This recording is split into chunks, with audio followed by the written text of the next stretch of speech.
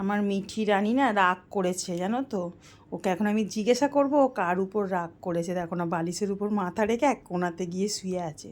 আর ওর একটা কি বুদ্ধি দেখো, বাচ্চা তো, ও ভাবে কি এসির নিচে শুলেই ওর শরীরটা ঠান্ডা হবে। এত বোকা বোকা বুদ্ধি ওর, মানে বাচ্চা বুদ্ধি ওর।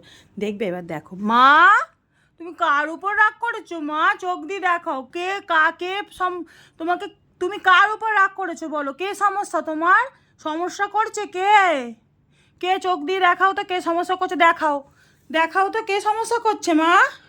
করছে কে? করছে কে? করছে একটু চোখ দিয়ে দেখাও, তাকাও তার দিকে। ও করছে, এই যে এইদিকে আমার মাসি এসেছে, মাসির উপর রাগ করেছে। ও মাসি কিছু আনেনি ওর জন্য, জিজ্ঞেস কর।